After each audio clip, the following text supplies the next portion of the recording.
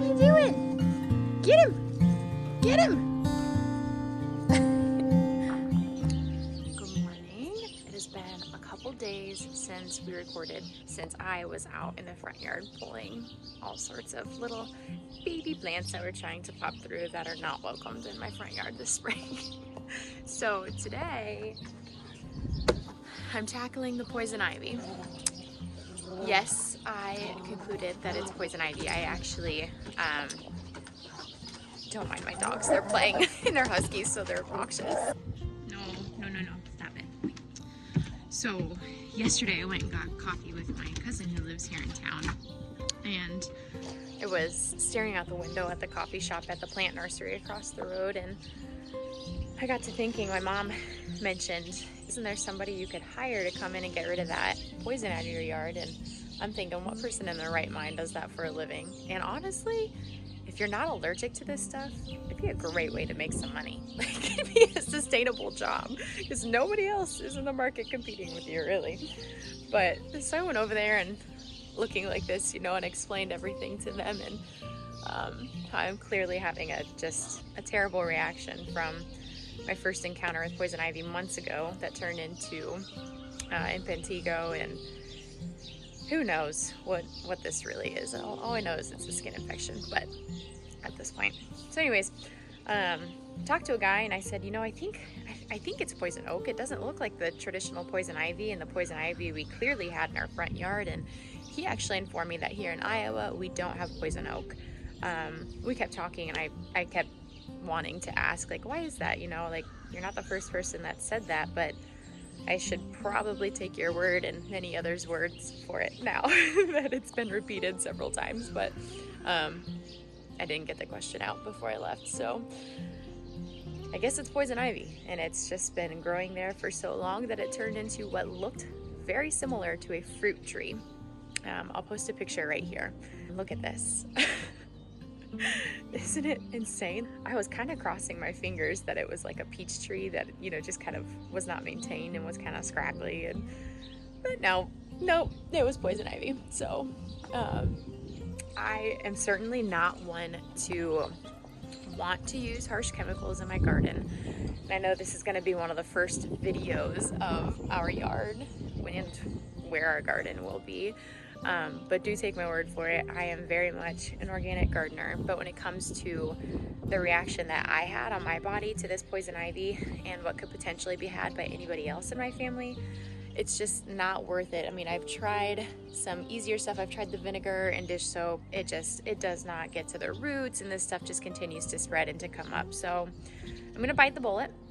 I'm gonna meet myself in the middle here, and we're gonna use Tordon, which I'm sure many people have heard of, and I know it's really harsh, and thankfully, let's walk down there, I'll show you. Thankfully, this area of the garden, because it is in the square footage that I'm gonna have the garden in, but this specific area is not gonna have anything in the ground, nor is it going to have a raised bed above it. So, I just gotta watch out for dog bombs everywhere. So you can see my pretty shadow, hello, and my coffee, good morning. Right here in this corner, you can kind of see it still going up there, was where this poison ivy has just made its home. And I've gotten in there with some clippers, just some old clippers we had and stuff, and really tried to snip pieces out, but oh my goodness, this thing is like grown with the 2x4 and with the 4x4 right there on the other side. I mean, and it's just splitting the fence. It's just pulling it apart. So look at this, look at the nail. Oh, hold on. Look at that, just pulling it right out of there. So this stuff isn't playing, man.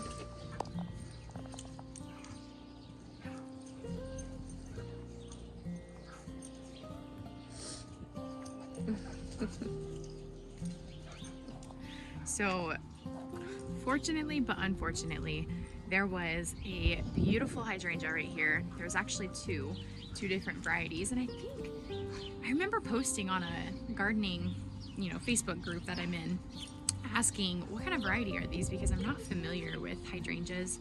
They grew up, or the house I grew up in, they had them in my neighbor's yard, and they were the traditional like white puffy ball looking hydrangeas, which is what this one, which is now non-existent, was. And this one, I think it has like really pink pretty blooms. There's two different textures on the blooms when they're blooming. I can't remember what it was, but they're also working on the big garage on the other lot over here, so I am sorry for the interruptions. But what's up, guys? It's actually probably a few weeks later. I was having issues with my phone, first of all, with storage, just because I only have so much storage. My phone only holds so much, and so there's not a whole lot I can do except move videos that are important to me, like of our son or some memories. But I did that. I cleared up some space, so now I'm back and I've got some work done. So let me show you what I've been working on. So as you can see here, if you look close enough, you can see our neighbor dog, Doug. He's a little puppy German Shepherd. He's like not puppy size anymore, but he still acts like a puppy, and he's still under a year, but he's so cute and he's so friendly, and he just kind of hangs out like on the other side of the fence. It reminds me of the little boy in the striped pajamas, which is sad, but he's still really adorable. I joked with Caleb about potentially putting in a doggy door, because our neighbors are cool. We don't know them super well yet, but they are really sweet, and when he was puppy size, they would just lift him over and we'd help socialize him with our dogs. Which as a puppy, he would just yip like they do when they're around big dogs that want to play and sniff their butts and stuff. But wouldn't it be so fun? A little puppy door that they could just run back and forth. Both of our yards are fenced in. Anywho, so I have gotten that poison ivy tree out of the fence. So if you remember, the 2x4 and the 4x4 were splitting apart because of the poison ivy tree, as I called it. It was so mature that it looked like a fruit tree. I've gotten it out very carefully. I got tore on the stump and a couple other little spots right over here, because the poison ivy was vining out and spreading into other stumps that were also on the fence line. So I got the Sawzall out here, I cut what I could, and then I put a little bit of Tordon on each of them in hopes to kill the mother part of the plant, because without removing the main root system of the main plant where everything is vining from, it's going to continue to come up. So I'm really hoping that what I did was effective, and I will only know with waiting. Time will tell. First things first, I got to introduce Doug to you guys. Come here, Doug. Hi. Look at that little snoot. Hi. Sweet boy. My dogs always come running over here. They're like, Mom, who are you giving your attention to? That attention's for me. They just want to play. Baloo will come over here and just lay down on the floor, and Doug will just push his little face up into his. So here's the plan for the garden. I am standing where our greenhouse will be. We want to do a window greenhouse. If you've seen Roots and Refuge, well, first of all, if you haven't seen them, look them up. They are incredibly inspiring in their story as developing homesteaders and developing where they currently live from where they started, was just super inspiring, and it really empowers people that are just rubbing pennies together to start where you are and to turn your waiting room, as Jess says it, into a learning room.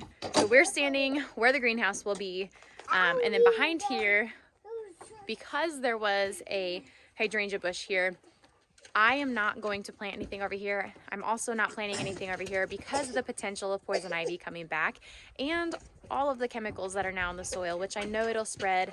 I'm trying not to really overthink that, because again, I'm standing my ground. I think that was the best call for our family, just because of how severe of a reaction I had from it.